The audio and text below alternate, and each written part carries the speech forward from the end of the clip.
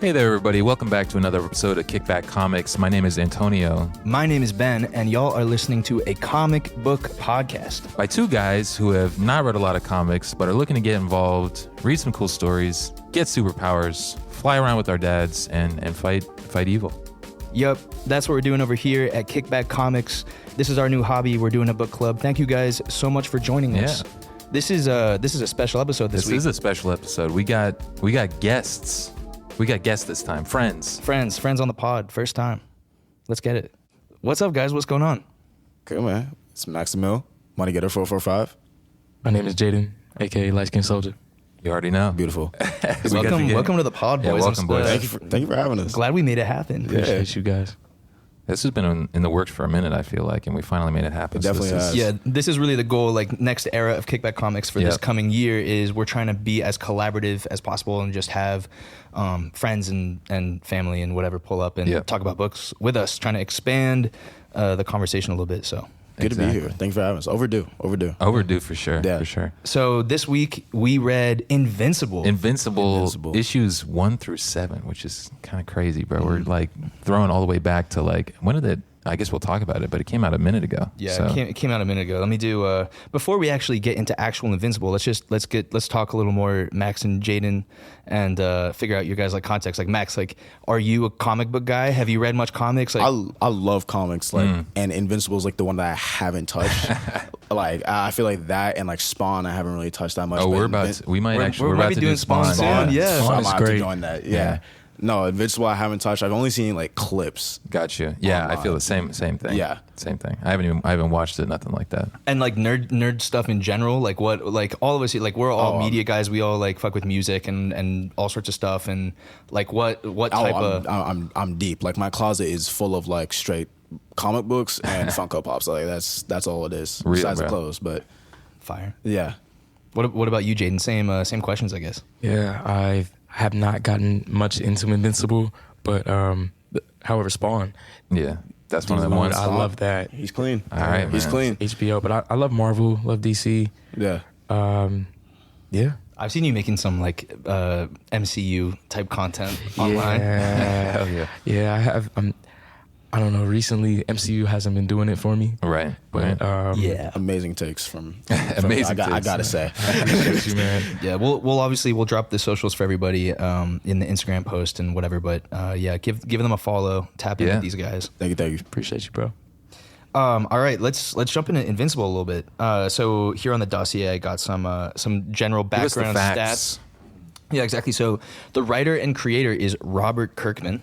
Yes. Also co-creator, the original artist Cory Walker. So this is an interesting, like Robert Kirkman, he keeps writing Invincible the whole run, like all the way through. After this issue, the artist changes to this guy, interesting. Ryan Ottley. And Ryan Ottley is the one that's actually like more credited for being the Invincible artist, even though he didn't start it. He was sort of like a young up and comer, and he locked in on Invincible and just went crazy. Like the art becomes freaking incredible. Not that it's not like the art is very cool to begin with, but Ryan Ottley is like I have like both times I went to Comic-Con in LA, he had a booth, like I got 2 things signed by so him. dope. It was like huge, like he's like one of them guys, especially since Invincible popped off. I feel like that gave him even more clout, but For sure. but yeah, it's one of those where it's like the original artist is one of the co-creators, and then they ended up passing it off to this other guy, Ryan Ottley, who kind of sees it through, right? The color artist is Bill Crabtree, and the letterer is Russ Wooten, which I feel like low-key we've read some other I know. Russ I was Wooten gonna stuff, say right? that name. Anyway, well, we'll figure it out. But yes, shout out Russ. Yeah. So the publisher is Image Comics, which we've talked a little bit definitely before. talked about Image. But some context for you guys too, which you might not know, is Image was originally founded by a bunch of guys from Marvel who basically jumped out to do their own thing. I think in like the 90s, and a big part of that was because Marvel and DC and like a ton of different entertainment industry companies in general, but they don't let the creatives own the intellectual property for the stuff they come up with. And that was like Image's whole idea is basically like people will come write for us, and then the stuff that they're publishing through us, they own the rights to their own stories basically. Does Image have another one? Like what's the other big Image? They have a ton. One of the other big ones is actually also Robert Kirkman. It's Walking Dead. Okay, Walking yeah. Dead went crazy. Spawn is also Image. Spawn, okay, that's what I thought. Spawn Yeah, is Spawn. one of the founders. Spawn was like his own thing. Crazy. Yeah. Image now has a whole bunch of stuff. We've read a bunch. Like it's sort of a lot, like obviously we all know Marvel people, we all know DC people. If it's a comic and it's not Marvel and DC, it's most likely Image. There's another one called Dark Horse, which does cool stuff like that's like Hellboy. They usually Hellboy. Yeah. Which is on our list too. Hellboy is actually incredible. That it is.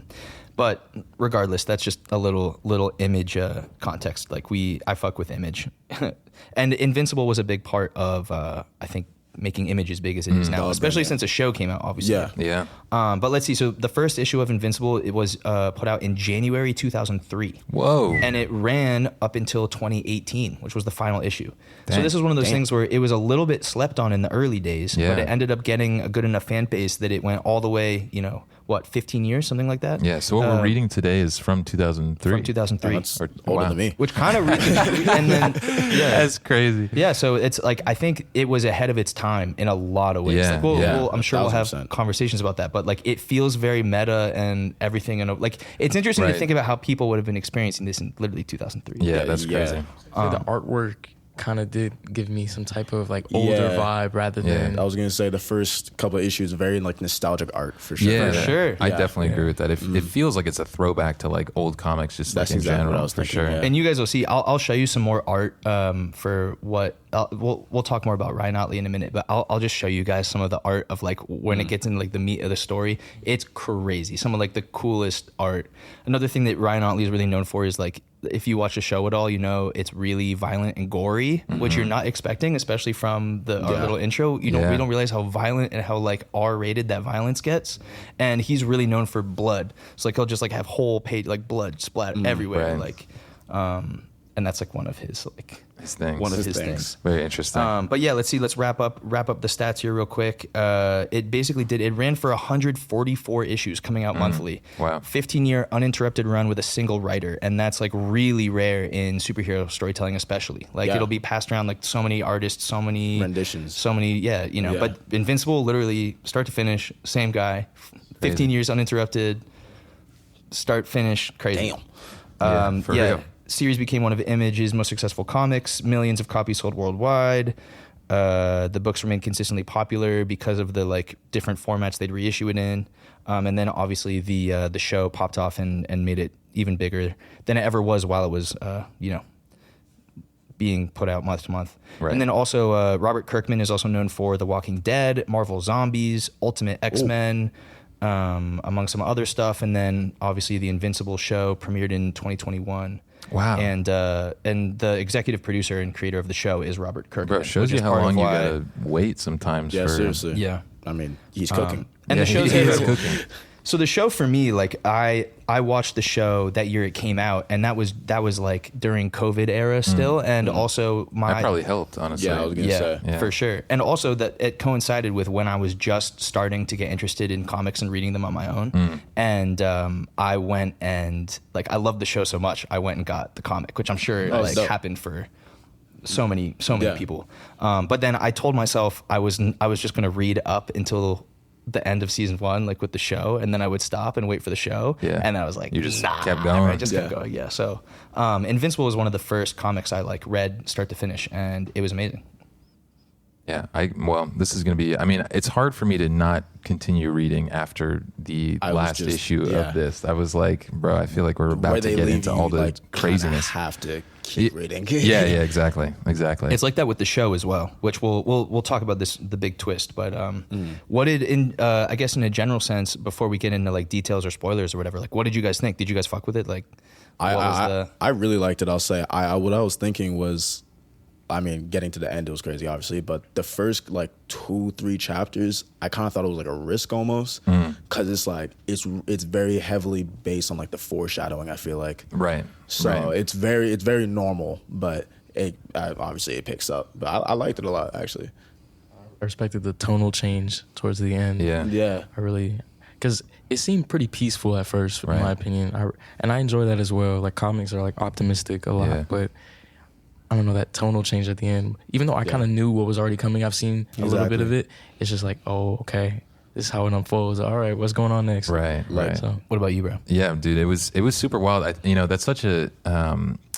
It was interesting, obviously, to see this, like you said, this tonal change, and I think that, I think actually going off of what Max said, this idea of like it kind of being like a risk in the beginning, because it is very much like, you know, setting up for like, I mean, a lot of these issues are like setting up for what's next or whatever else, right? And so like it is a very interesting thing to like try and get people interested off of that kind of storytelling rather than like automatically getting into the action, automatically whatever else. And I think, you know, they find some ways, I think, to keep people hooked that are pretty interesting. I think like Omni-Man as a person himself is like just an interesting figure to kind of be like trying to figure out like the whole time. But I liked it. I thought it was super interesting. It definitely made me want to read more of it. What about you, Ben? What'd you think? Yeah, I mean, like I mentioned before, I read this in like 2021, 2022, something like that. How's the reread? Reread's great. I mean, I'm going to keep going. That's another thing I was going to say. Like, it could be an option. We haven't even talked scheduling for this stuff too. But if you guys are enjoying this, like one thing we could do is we could do like once a month or whatever. We do another 7 chapters. Yeah. Like if you want, we could do the 4 of us. We could just over the next. We could just run through Invincible if you guys want. I'd love to. Yeah, bro, I'm down. Well, I mean that like we can we'll figure have it out. off mic combos about that. But I'm gonna keep reading this, bro. Yeah, for sure. It's tough. I'm reading regardless. I think it's worth it regardless. And if we're all reading it, we might as well talk about it. Yeah. Right. I agree. Which is the whole idea of the pod. So Exactly, bro. So let's just so that we can talk, jump around and talk spoilers or whatever. Let me just read the little summary that I got together here. One thing we're going to do a little different in this episode, if you guys are returning listeners, is instead Thank you, first off, for being a returning listener. But yeah, go ahead, Ben. Yeah, facts. We have some, bro. I know we do. They're out there. They hit us up. That's something thank we're you guys. celebrating. Yeah, exactly. We're celebrating. And basically, instead of doing chapter to chapter summaries, we're just going to do like one little mega summary of this whole 7-issue chunk and just have more of like a free form conversation about it. Yeah, so get in those comments. Tell us what you think. We appreciate you. Yeah, no doubt. So here we go. The opening arc of Invincible, issues 1 through 7, introduce Mark Grayson, a regular high school kid growing up in a world where superheroes are a normal part of everyday life. His father, Omni-Man, is the planet's most powerful hero. And when Mark finally develops powers of his own at 17, he begins training to become a hero under his father's guidance. And he takes on the name Invincible. So early issues mix classic superhero action like alien invasions, supervillains, team-ups with other young heroes, and then also Mark trying to balance school, friendships, first potential relationships, that sort of thing. So at the same time, the comic quietly plays on and reflects with like familiar superhero tropes, like legacy heroes, government-run superhero teams, and the expectations placed on the next generation of heroes. So what begins as sort of this bright, almost traditional superhero coming-of-age story kind of gradually builds tension, and then in Chapter 7, there's this big, shocking, dramatic twist, which we'll get into, and that sort of sets up a new tone and a much darker arc for the story going forward. Yeah. Yeah, crazy. You know what's wild? You know what's probably the most wild first thing that I can say?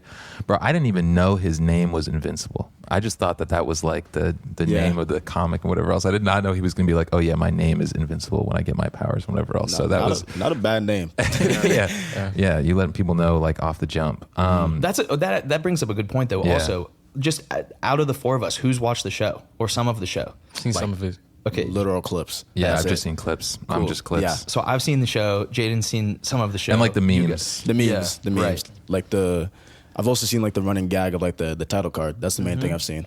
Right.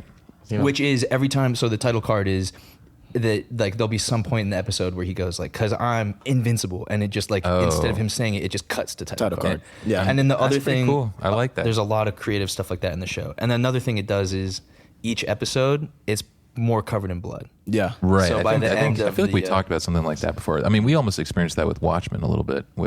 And I wonder. Yeah, I'm sure there's some influence there. From Watchmen. Well, he's saying in Watchmen, the each chapter there's like a clock, and the clock is getting closer to midnight, and there's like blood dripping down. Yeah, and so each chapter is more and more bloody as time goes on. Great connection. Yeah, connection right there. Yeah. Wow, crazy. Have you seen Omni-Man's Mortal Kombat finishers?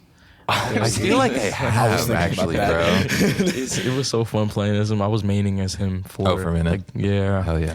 It was, but they take inspiration from everything. Like they literally will rip things out of there and put it in the show. But it looked very gory on screen for Mortal Kombat. Yikes. Mortal Kombat's the right place for him. It is crazy. Well, that's what's wild too. Is you guys haven't even seen that much of Omni-Man or gotten the feel of it, and that's part of what's so interesting and something I really want to talk about is like we've only read the first 7 chapters, and it feels so different from what the whole arc of Invincible ends up becoming. Right. I'm sure. But it's still, it's still, I think like enjoyable chapters to read. It's not like there's nothing going on, but it's very much just sort of like scene setting. Like, well, it's almost kind of fun trying to like figure it out because I found myself like having this kind of idea of what like Omni-Man was like, and then obviously seeing this where he's like seeming like a pretty regular dad. I'm like, dude. oh, this guy's like from a different planet, billion miles away, but he's like a chill guy, and he's just like trying to like keep everybody safe and whatever else.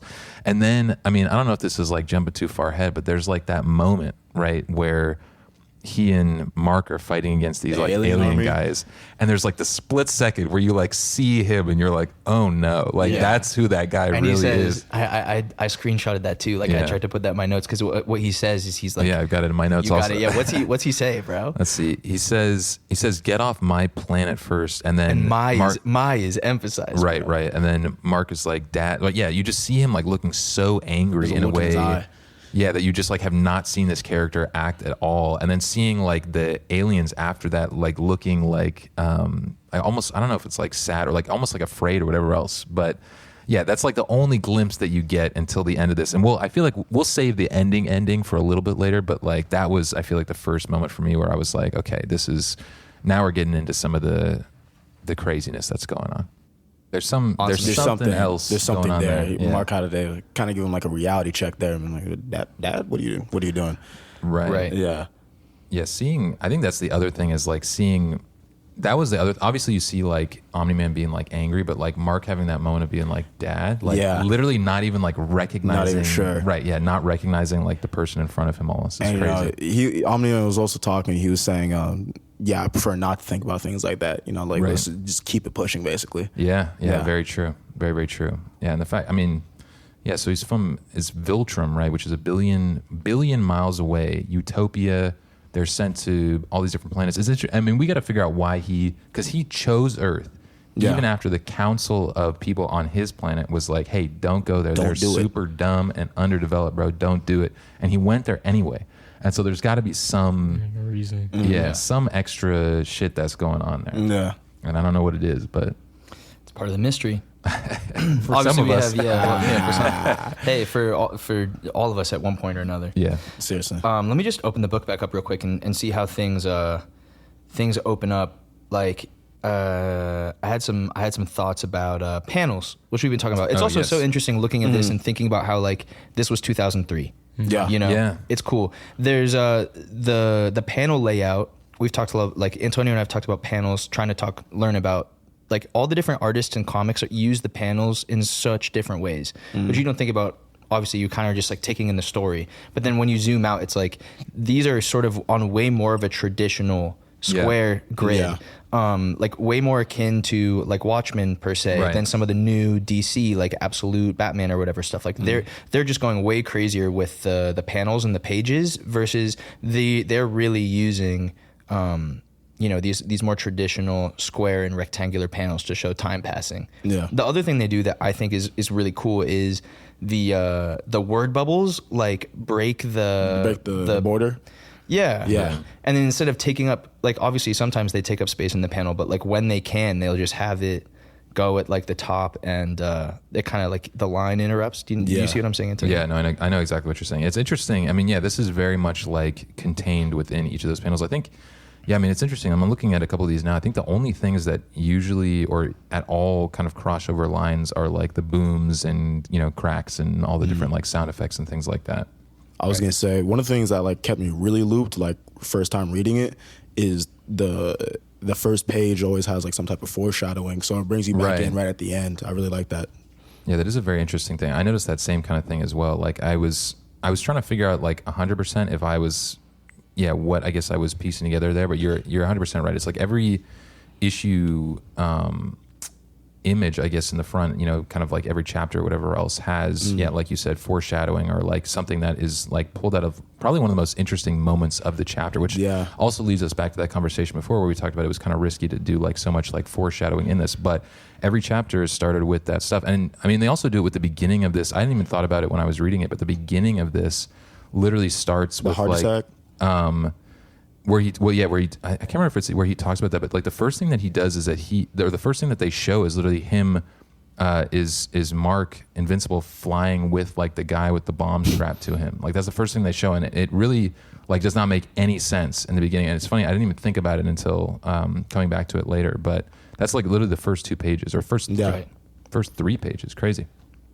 Jumping off of that, like I think one of the coolest, like one of this will become clearer as it goes on, but like one of the things about Invincible is it is basically, I don't want to say parodying because it's trying to do it in like a celebratory way, but the whole thing is just like all commentary on superhero storytelling in general. Right. And it's all like, especially the beginning is where it's all of these super familiar to us, like basic things. Cause it's like, oh, they have to deal with high school. They have the parents, getting the suit, but it's the setting for this specifically. Usually in superhero storytelling, it's like the superheroes are relatively unique, or the idea of being a superhero is new. Like they're like, what's happening to me? Like, what's my butt? Right? It's like what's so unique about this setting is how normal and everyday, like the expectation is that there's superheroes everywhere. Right. Yeah. And I think we are so used to that now in sort of a meta context because we have all grown up with all this superhero content out. It's just way more part of like normal culture, normal conversation,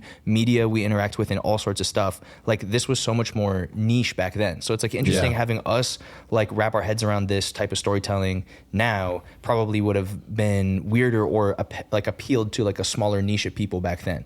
But you can already see some of it in this, but it gets funnier and goofier and cooler. Like we can see it a little bit in the final chapter of this one where it introduces us to like 5 different characters that are very clearly just like a one-to-one rip of people we're supposed to know. Yeah, literally. It's Bro, when I was thinking about that, I was like, oh, maybe they're making this little joke when they had the guy who had like the butler or whatever else. I was like, oh, maybe they're making like a little poke at Batman. And then I went to the next chapter and I was like, okay, now we're like really, now that's just Batman. That's literally just Batman. Right. Especially with what's his name? Green Man. Green Man was the other one that I was like, oh, this is straight up just Green Lantern. Oh, Green Lantern. Yeah. I don't know. I like the character designs. Yeah. The designs are dope. Yeah. Even the Invincible's first suit. Like, I don't know, that yellow and Or orange. like, even before that though, like the more of like the vigilante type of thing. Oh, the one he just makes himself. Yeah. I really like that. It reminded me of like Homecoming. Yeah, I was gonna say it's nice that they do kind of have that like, you know, to a certain extent, I guess like cliche, but kind of thing where they make their own suit at the beginning, and that's like the kind of the first like outing and whatever else. I totally agree. This whole thing is filled with cliche, but it's but it's like it's for like there's a point to it. It's intentional. Right. It's intentional cliche, you know. Yeah. It's also funny to think about just like the going off the costumes. Like they're like, oh yeah, you need your superhero costume, so we're gonna go to the guy that makes everybody's costume, and it's one guy. He's the Edna mode. Of this universe. No capes. Bro, I'm looking at this too. Like there is a bunch of funny stuff. I wish I had kept track of like all of them, but there's so much like funny random stuff that goes on in the background. What I'm noticing here is that also the high school that they go to is called Reginald Vell Johnson High School. I don't know if anybody watched Family Matters. Have you ever heard of that show? Yeah. Like the one with Steve Urkel, bro. The person who plays the dad in that show, his name is literally Reginald Vell Johnson. Like I'm wondering if that's what they're like specifically pulling from. Yeah. Which is so random. I mean, so much of this story, I mean, in these chapters too, and also going forward is really funny. It's all just like weird little references to stuff. Like we're supposed to be like that, like the DiCaprio meme where you were like, oh, it's that. Like it's supposed to have, you know, that's really the point. Right. The other thing, you know, there's so many things in these chapters, like different moments where we see how normal superheroes are. Like there's the bit where like he's flying around with Adam Eve. We should talk about the teen team in a second too. Like, but like he's flying around with Adam Eve and he's like, okay, well, where do we go to like take off? And like, people just don't look up. We just go. I love that. And then they don't. She doesn't have a mask. Like nobody. And they acknowledge that. Where he's like, what happened? Say it. Yeah. She's like, how did you? They're like, how did you know it was us? And he's like, dude, you're literally not even wearing a mask. Don't have like, a how mask. would I? You're my students. I literally just saw you today. Like, you cannot. You cannot mess with me. I'm also just reading this right now. I'm noticing again something that I was thinking when I was reading through this is that the moment when like Invincible, Mark is at school again, like after kind of getting most of his powers, and he has that like moment with like the bully. Very much reminded me of like the Spider-Man like thing where he like pushes him in a locker or whatever else, and the locker just like crumples or whatever else. Yeah, so there's definitely a lot of stuff that they're poking fun at for sure. There was one in like the later chapter, I think it was chapter 7, where his friend William was like, "Dude, when did you get superpowers?" And he's like, well, now how would you know that? Right, exactly. Yeah. It's like automatically it's out the bag. Exactly. But they're setting up, I guess, again, another classic cliche, the best friend who like knows that they have superpowers. You know, but he was trying to hide it. Super obvious. Obviously, he jumped over a building. Right. Yeah. It is crazy too. Like we see the flashback. I think you just pulled that up. You're about to talk about it, Antonio, maybe. But like how he grew up with. Like his dad is the Superman equivalent, right? Like we say in like the end of that Justice League thing, like there's all these different heroes that are clearly supposed to like be referential to a thing, right? Omni-Man, we haven't talked about this explicitly, but Omni-Man is the Superman of Earth, right? Like he can fly, he like basically all the same powers. He's like Superman with a mustache, basically type. Yeah, you know, that's the archetype that he's following. And Mark Grayson, Invincible, grew up with his dad being like, yeah, like when you hit puberty, eventually you're just gonna become a superhero like me, probably. Yeah. And he had to spend his whole life just preparing for that. Yeah. You know, it's very funny. It's funny how blasé they have, like the way, like I don't know. I feel like I'm not doing a good job articulating this, but the ways in which superheroes being so normal is both like a funny thing and also a cool thing in the plot. Like it's very. That's just the expectation. It's like, oh, you got powers, cool. Go attacking people. Right. Like, you gotta get a costume, go stop some robberies. Like it happened you're quick. going. Yeah. Like abrupt. I felt, but it was cool. But good pacing. I feel like did they time jump like 2 weeks and he's already like on top of the roof? I remember seeing he was on top of the roof, like about to jump off it, like flying. I think it was like a 2-month. Yeah, Okay. That's actually another like random kind of like panel adjacent type thing that I feel like I noticed in here was like there's a lot of stuff that like you jump like time wise, like you flip the page and it's like we're in a totally another different scene, we're jumping around like whatever else, and that happens I feel like a lot in this, which I thought was interesting. Like I don't know, I wouldn't say like necessarily that I either like specifically liked it or disliked it, but I think it felt like slightly different from some of the other stuff that we've read before, for sure. Like it felt like it was very fast, I feel like in general. I feel like it could be crucial to like what it is now today. Like I feel like that was probably the best build up they could have done. Yeah. To keep everyone in it. That's a good point. Yeah. That's true. Because they still established the characters and like this origin pretty well. Yeah. With it even being so quick.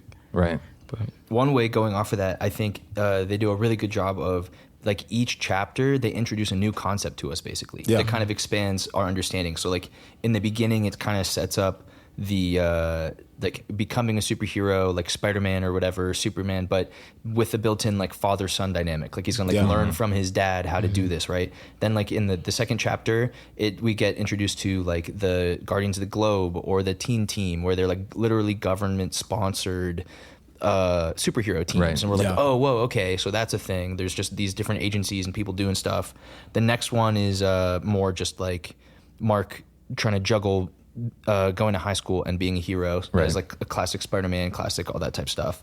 Then there's the Alan the Alien introduction, which is starting to get us an idea of like there's a whole all these other planets. That's and another stuff like that are very start funny getting involved. Like that whole situation is just like so random. It. Yeah, I know. I loved it too. I thought it was just like so randomly weird of him just being like, oh my god, like I've been going to the wrong planet this whole time. Earth or whatever it was called. I love how are we able to elaborate more? Jump in. Please. Oh, I love how like Mark kind of solved it with just like like we just talk. Yeah. I love that, like using like your actual brain cells rather than your power. But like the fact that he was like holding his breath up there and still being able to like to fight. I think that's like this dude dog. He's invincible. Like this dude is right. Yeah, no, for real. That's a great point. I think that like, I mean, even it's something also that the mom like makes a remark at. It's also interesting. Like, do we ever like we haven't heard her name in this entire thing so far, right? I think I don't know. Her name's Debbie.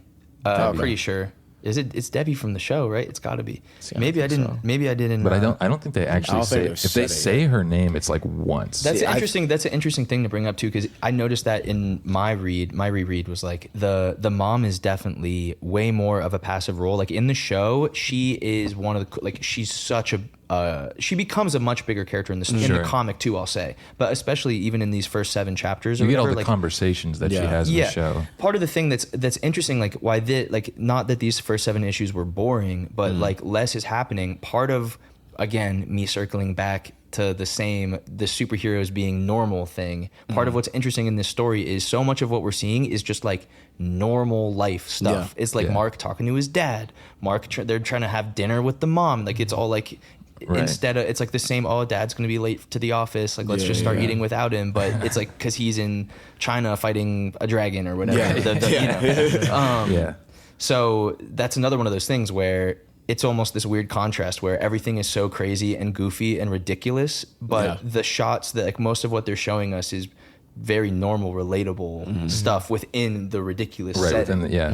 Exactly. And I think one of the things that I was thinking about with the mom there, though, is that she also is one of the people that like acknowledges and says to like Omni-Man about Mark's conversation with Alan, right? Is that she's like, maybe she says to Omni-Man, like, maybe you should like use your brains more than your brawn sometimes, right? Yeah, you can learn a thing or two from your son. And I think, I mean, again, I haven't seen like really any of this and don't know much beyond these chapters, but it seems that like, Mark is, I think, going to be shown as like not his dad.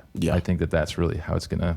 From what I've seen on the show, you guys can't see it listening to this, but Ben's smile makes me think that I'm ready to assert I just am, Think, man, think. We should definitely just like jump into the full, like we should start having a conversation about what happens in the final chapter so we can have larger conversation. But going off of what you just said, you just reminded me of something too, where I feel like that was another little moment of like a dark foreshadowing about his dad too, where Mark pulled up and is fighting this guy who is pretty clearly goofy. Right. And so like he's just being like, and Mark is able to just listen to him and with a pretty basic conversation, like get it straightened out. Yeah. And the dad, he comes home and is like, did you defeat him? And he's like, I talked to him. And you can see the dad's like, you what? Yeah. He paused. Yeah. There was literally one panel of him just staring. Right. You see the dawn in. Which we can interpret that in a bunch of ways. Like, obviously, like he could learn from it, but it's also like, his dad never would have thought to talk to this guy. The dad was just fighting him, and also the dad is so, like kind of thrown off that Mark wouldn't. Like just fight him right away. He didn't tell him. Yeah, he never thought that Mark would do anything different other than pull up and just immediately fight him. Right. So there's like, it's another one of those little moments where it doesn't come across that weird at the time, but then in hindsight you're like, wait, hold on, bro. Should we just? Oh no, you guys. I was gonna say one thing that there's stuff in here that I'm like recognizing now. I think I realized it when I was first reading it for sure, but like. Obviously, we have that moment where Mark has that weird interaction with his dad that like tells us that there's something going on. But the callousness with which Omni-Man deals with the kids who have like bombs strapped to them as well, where he's like, he literally is like, yelling at this kid to wake up, and he's like, tell me who did this to you, and he's like, did what? So the kid doesn't even know what's going on, right? He's been woken up on this bench in this mall with a bomb on him.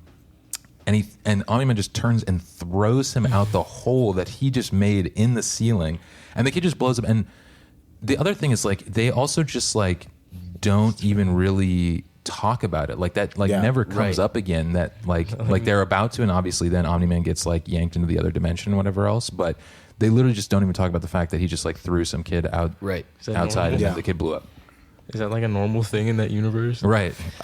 Must be. I mean, Mark did it too. He threw the teacher just straight out in Antarctica. I mean, at least he tried a little harder, but people were just dying left and right. Yeah, it's another example of just how crazy. Like, it's another hint of how there's this darker stuff going on. For some listeners maybe who haven't read it, like the plot that we're talking about right now is there's somebody who keeps kidnapping high schoolers and then turning their bodies into a bomb that then like when they get up from consciousness, they're just gonna explode. It's a pretty dark, like it's not like, ooh, someone's robbing a bank. It's like someone is making children die. Bomb. Yeah. And I don't think anyone made it. Right. Yeah. No, they didn't. And you can also see how like obviously this is like traumatizing to Mark to some extent, but also He's handling it pretty Yeah, good. as far as, I think it's like these are kids that I also know. Like, and I mean, it's funny, like interaction that he has with Eve at one point where he's like, they're talking about it, and he's like, well, like, you know, they weren't like that. Couldn't happen to a nicer group of guys. Like, right, exactly. Yeah, because we find out later they're being taught, like this teacher. It's a teacher that's doing it, and he's targeting like the bullies and like the rich. Like he's targeting the worst kids in the high school, basically, because he's like, my son died because he got bullied or whatever. Yeah, I think is his motivation. Yeah, it's basically that. And then he's like, okay, my son committed suicide, and then my wife and I got a divorce, and now I like hate popular kids who like annoy me in class. So I'm gonna kill. So I'm them. going to kill them with suicide vests. And That's the what only I'm gonna time do. you see Mark really show any type of emotion is where he found one of the kids in the basement or whatever. that they didn't even know was gone. Yeah. Crazy. And then blew up. Yeah. Insane. Should we, just so that we don't have to keep dancing around it, Let's- and we can let's obviously do go it. back and talk about stuff Let's do earlier, it. but let's talk about chapter 7. Like, I'm gonna get the book open real quick. Let's just talk about what goes down in this chapter. Man. Lay it down. Well, I mean, basically, we in simplest terms, we just get introduced to a bunch of characters that are like one-to-ones, basically, of the Justice League from DC. yeah. Like, we see a guy that's like a parody of Batman. We see a parody of Wonder Woman, The Flash. the Flash, right? Like all of these classic guys, and we basically just get a couple pages for each of them. That actually, like, it's such good storytelling. I feel like we were able to get a little idea about who these guys are and what their deal is. They each get what? Like, here's the Batman. Like, they each get three or four Four pages. pages like maximum. Everyone's getting screen time. Right. And we're like, okay, we hear these people. It's weird, honestly, that they didn't introduce them over the chapters, like, Right, they just did from them one. all at Yeah. once. Yeah. Which I think I remember reading, like, I should have looked into this deeper, but I think one of the things I remember is Invincible maybe wasn't doing super well in the beginning, like in terms of sales, and so I think the author was planning on introducing this whole arc a little slower, but I think probably the publisher was like, hey man, like this isn't selling that good, and he was like, all right, I just let's get gotta where I'm move going. the timeline up. So Makes sense. I'm just putting that together now, but I think that checks out for, because it does sort of feel a little rushed, maybe. Yeah, definitely. But basically, what happens is we get introduced to all these cool heroes. We get a little glimpse into their like personal life, so we like them. We get to see a little bit of them using their powers. Right, and they're knowing fighting what they do. crime. They're doing Yeah. what they got to do. They have lives. Wonder Woman's got a girlfriend or whatever else. They're like, you know, they also talk about Wonder Woman's mom, which is kind of funny for us since we read Wonder Woman a little while ago. But yeah, they're like giving us all these little like backstories, except for the fish guy. He does not get a lot. He's but very boring. There's a lot of jokes about like this. The Invincible's so funny. I feel like it only gets funnier too. But like in this one, this guy's fighting a guy that's clearly just Vulture, Right, From yeah. Spider-Man, but he's called like Hang Glider or something. Yeah, What's he yeah. called? He's called. I just noticed Batman's also fighting like the Biplane. penguin. The Penguin. Oh, biplane. Yeah, this yeah. guy's called He's Biplane. fighting the penguin. Yeah. His name is Darkwing. That's just Right. yeah. Yeah, That's hilarious. It's pretty clear. But basically, they're all throughout this whole chapter. We see they're all getting a call to action. Like we got to go to the base and meet up because something's happening. And they're they- so cool and they're so strong, and we have only been hearing like good things about them. They're like they're protecting Earth and all this kind of stuff like Right. that. And then they die. They all die Brutally. one by one. Yeah, snap. That we just see their like. This is also just the beginning of us starting to see some gore. Like their heads are getting decapitated, their necks getting totally twisted around, their guts are popping out of their stomachs. and you Like, only get two pages of this. right. And we see, what's this guy? The Immortal, I think is his name. And Right. he's like, you coward, show yourself, whatever. Turned around, and it's Mark's dad. It's Yeah. Omni-Man. And he's like, Crazy. Wow. Immortal says, I never liked you. And we just see he's standing there covered in blood over all their dead bodies. And he just says the feeling was mutual. Yeah. It's so cold. That's a baller line. Yeah. So what was it like? I mean, this was a surprise for you guys. Yeah. I think, was it a surprise? I mean, I'm sure Well, you've seen some stuff, right? But I'd actually seen the scene of this. I just didn't I didn't correlate because it was so long ago. Yeah. So seeing it, I was like, oh, cool. Justice League. Oh my God, they're all gone. Like, it was the fastest switch up ever. Yeah. But yeah, crazy. I was wondering when that switch was gonna happen. Like I thought it would have been later on, like maybe like a issue 12 or something. You know what I mean? But I'm glad that they kind of did that right then and there because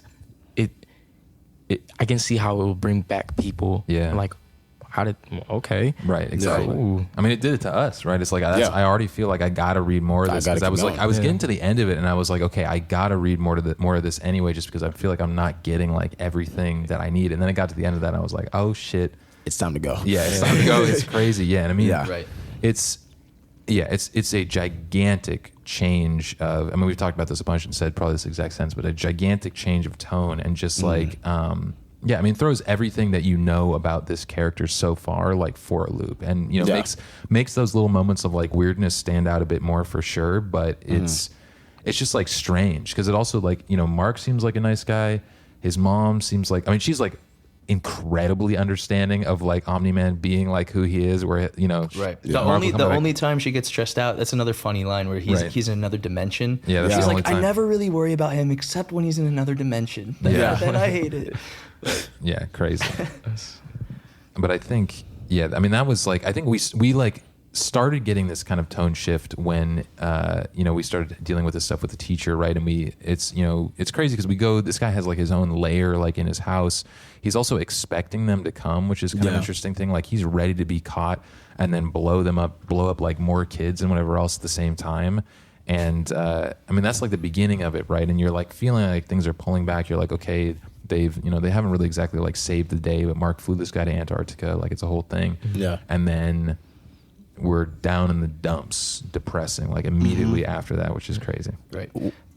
I was gonna say one thing I was thinking about, like now looking back at it, is when Omni-Man was on the phone with Mark talking about like, oh, like Alan is pulling up to Earth. He was saying he was busy with the Guardians. So I'm wondering, I'm like, are they already dead, or like is he on the way to Markham? Wow. Yeah. But yeah, it was all covered up perfectly. Oh, and the other thing is the teen team, Eve showing up to their hideout and being like, oh my God, like, and we never even see what happens. We never see what happens. We should talk about that next. So one of the basically Mark is out fighting some crime in his like boxers, right, or his pajamas. I don't remember how he ended up like that, but basically he's out in the middle of the night and he ends up meeting a whole other like government sponsored team that's like the what are they called, the Guardians of the Globe, but the Guardians of the Globe are like the adult Justice League ones. This is one that's like under the teen team. Yeah, it's like the Teen Titans. The Teen Titans. Teen Titans. Yeah, exactly. What are the let's talk about them. I love them, honestly. I mean, I like the I mean, it was kind of fun to see the dynamic of what's his name, Rex and Adam and Eve. You know, with everyone thinking Mark has a crush on her. That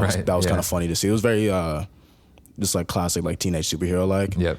And then Robot, I think. I don't know. Literally Robot. I think his name is just Robot. Very cool character. Let's see. Like let's list who we got. Just so there. Adam Eve is a girl who goes to high school with Mark, and she has crazy powers. Do we see her powers? Yeah, I mean, she can fly. We get different stuff, but I can also just say, you know, whatever. We can spoil some stuff, right? Like she does like she's kind of like a mini god. Like she can redo like physics. Like she can unmake. Oh, kind of like a Wanda type. So she can create stuff out of thin air. She could like turn something into something else. Man, give me that power. Bro. Where was that with the bomb? Yeah, that's a good point. Yeah, that's like that. Also reminds me of some other Watchmen stuff where it's like you could have changed the outcome of this, but you didn't. For real. Wow. Then Rexplode. He's a guy. He's like Gambit. I think it's like the idea of like him throwing the cards. He can like charge up something with like a bunch of energy and then throw it, and then it'll like detonate. Oh, interesting. So he can basically like everything he touches is a grenade. He can just like be throwing whatever. Gotcha. Robot is obviously supposed to like, we're going to learn a lot more about him, which I'm not going to spoil for you. I also feel like okay, maybe if we're going to learn more about him, then maybe I feel like the assumption that I was going to make of what Eve found. Yeah, because again, he was supposed to be joining the Guardians, right? And then, my bad. Oh, right. No, yeah, he was supposed to be getting moved up to be part of the adult Guardians. squad. And so I'm wondering if like Omni-Man just took it upon himself before before even that. But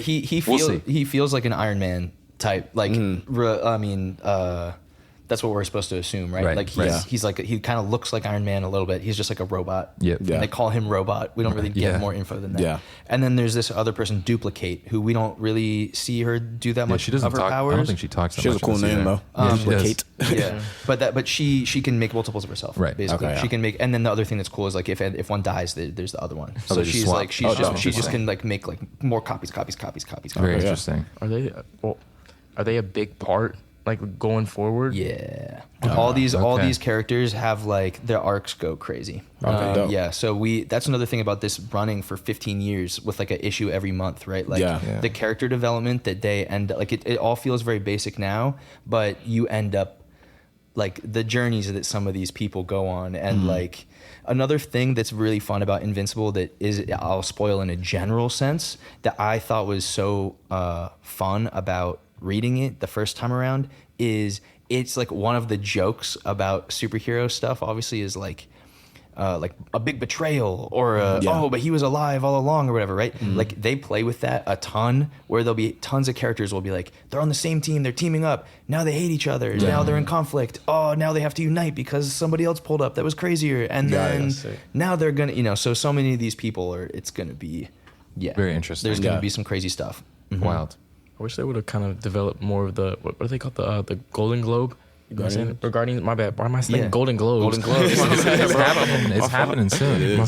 But I know that probably for their own reasons, like trying to make people read the comics, like as you were saying. I get why it probably was rushed, but it would be kind of cool to know more about what made them get that stature. Yeah. So it would probably make their deaths more like impactful for sure. Well. I think that's probably, I mean, we haven't talked about that many criticisms in this conversation yet, but that's really I feel like that's the only biggest one is like if we had seen them pop up more throughout this, Omni-Man pulling up on them like that would have and just get more of their like we obviously hear that they're like a powerful group, but like being able to see some more of their powers and be like, okay, like, I guess we get a little bit of like the Flash, a little bit like his character, whatever else, because he's obviously doing speedy stuff and whatever else, and they have this kind of like funny, cute moment where he's like, back with his girlfriend or whatever else, and she's like trying to have a date with him, and he's like running off in the middle. Actually, that's another thing that I also love about seeing how strong Omni-Man is, where like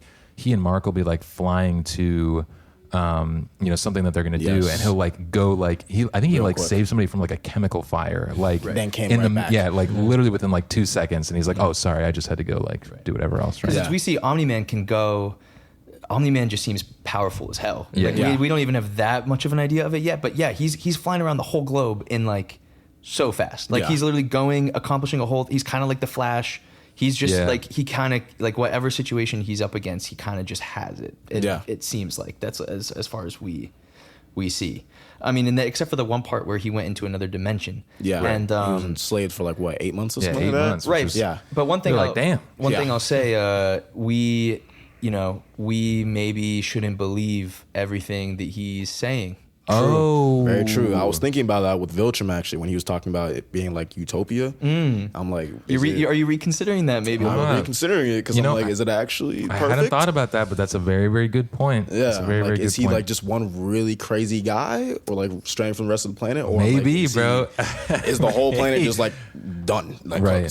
That's a very interesting point. Yeah, I did not think about that at all, and that's a perfect example of why we do this. I guess that's a good. Let's just. Is there anything like what questions you guys like? What are you guys curious about? Like from reading this, what do you want to know? What happens? What do you hope happens? Like looking forward, like what are you excited about? What are you curious about? I want to know what more are how do I say this?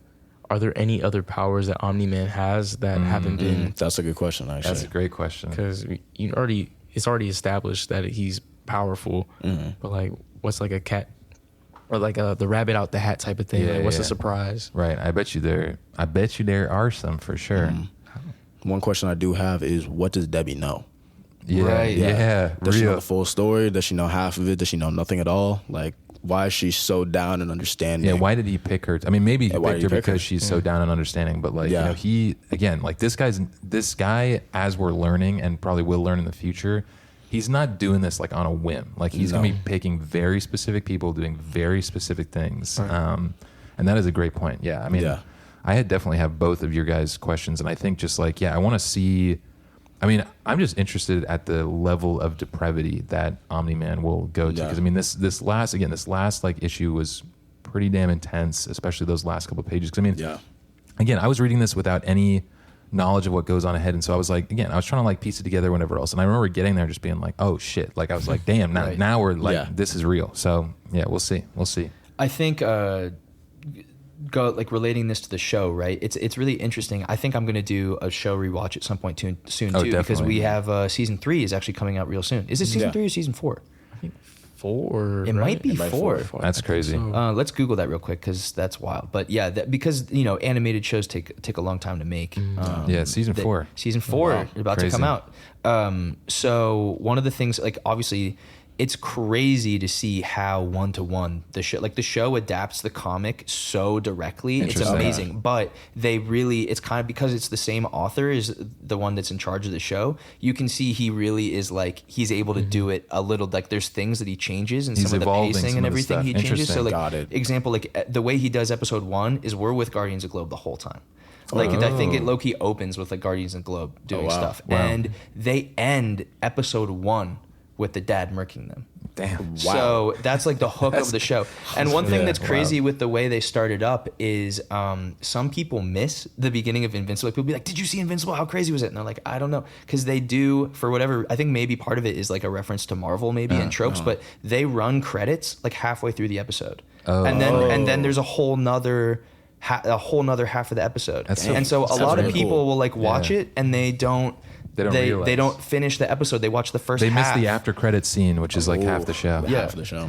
But that's what they do. It's so you can feel the tone switch up even harder in that first one because the beginning is very like Jolly. ooh, superheroes, like it feels very whatever, and then they Yeah. roll credits, and then it picks back up immediately with him like slaughtering them. Wow. That's And, so unfortunate. Yeah, that is unfortunate. And then it's crazy because the pace, like so many of the scenes that we see with the dad and Mark, it's the same, but we know the dad's on some other thing. So there's a whole, I'm not going to say how long it goes, but a whole chunk of that first season, we are the only ones that know That the there's dad some- has some crazy stuff going on, and we have to watch jeez. Mark and everybody else like interact with That's him. pretty cool. That's Having cool. no idea. So it's interesting to see, like, it's still cool, obviously, in the comic, but some of the stuff we've talked about, wishing they did different, like, they it's already hard. do that Yeah. different. That's also just like a very cool aspect of like being able to kind of like redo some stuff Redo because some again, this things. guy's doing this stuff. I mean, I'm sure that they, it came out in 2021. So I'm sure that they made the deal probably in like 2017 or something like that. Or maybe, Yeah.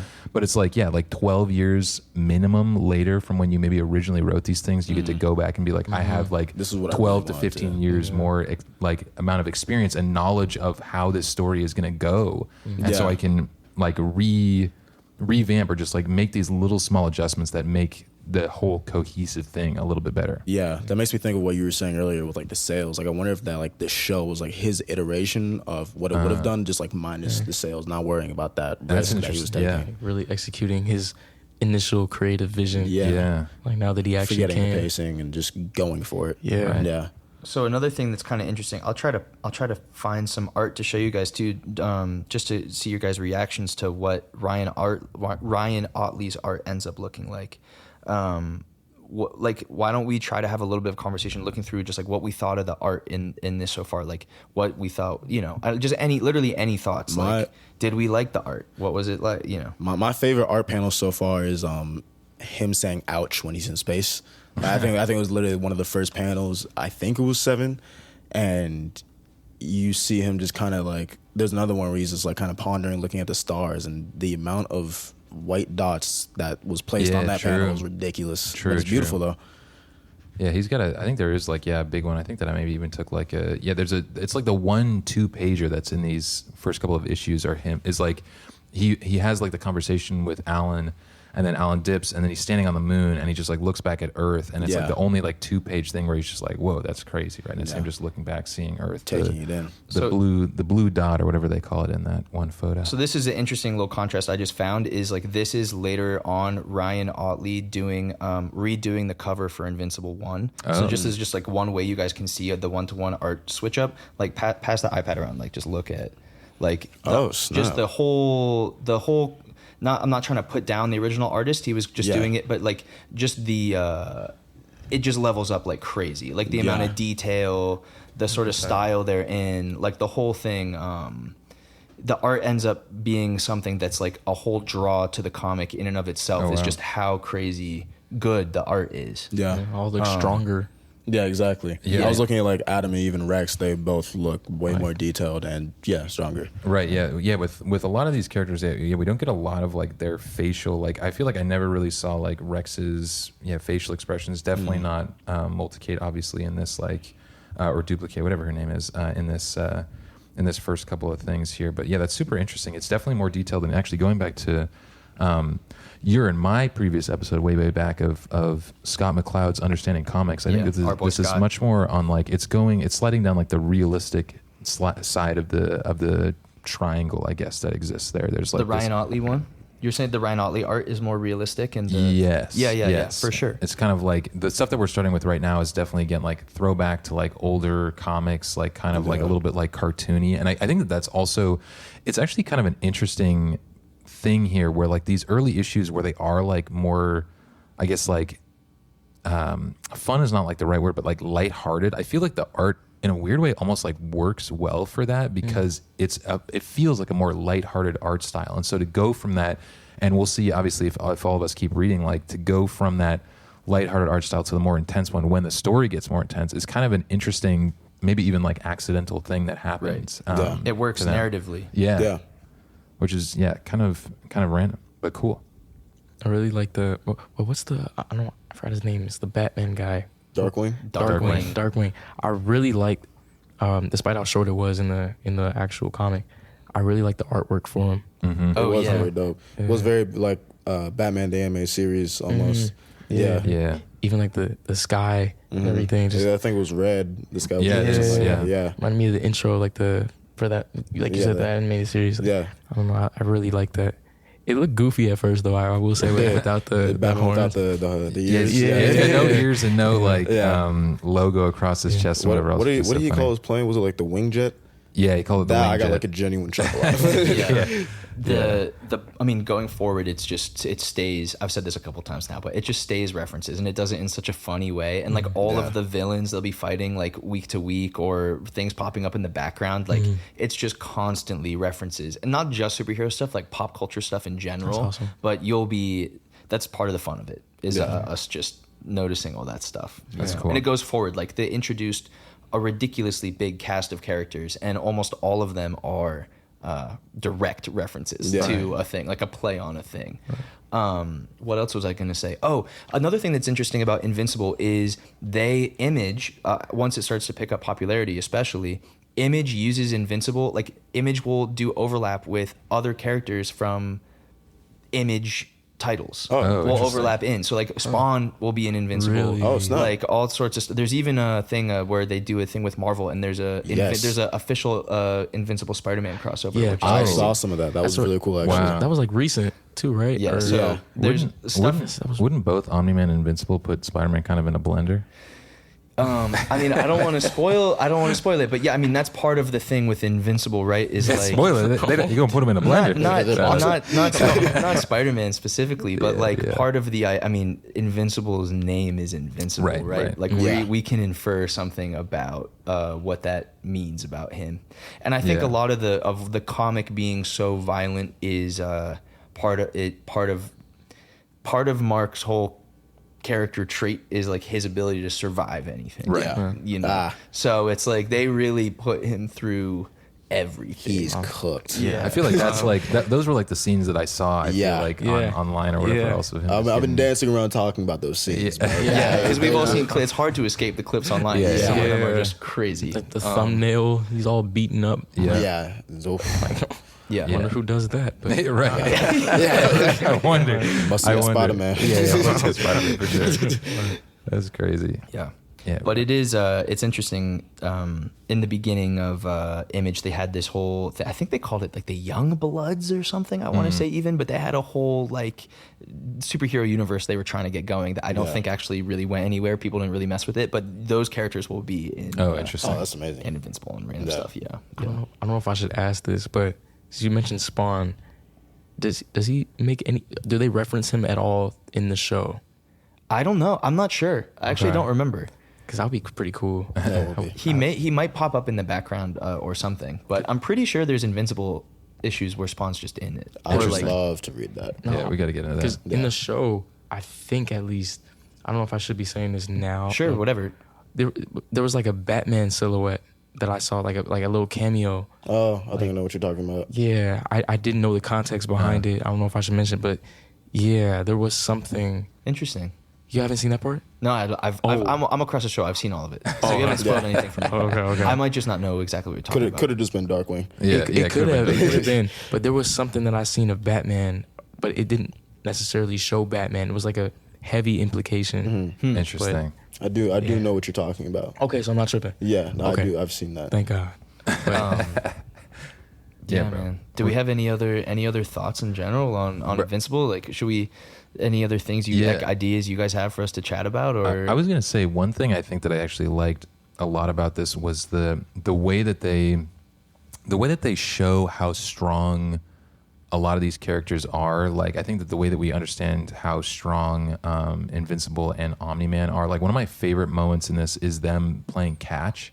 Where they're facing opposite each other. Yeah. And so they're obviously, like, as far as I can tell, they're literally like chucking this ball like around the entire circumference of the earth, right? And that's just like their game of catch. And like that was like one of my favorite like things that they did to just illustrate, like I feel like a lot of the illustrations of like how strong they truly are. Like you get some of it from like a little bit of the action that you see and whatever else, right? But there's so many like background things that show how strong all these people are, and I think that that's a super cool way to show their kind of power. To add on to that, even when he was leaving to go to the college with William, he was like, "Wait, hold on, I forgot my wallet." Goes back inside, catches the ball around the planet. It's like, "Oh yeah, no, I just forgot my wallet. My bad, bro. bad." Yeah, crazy, bro.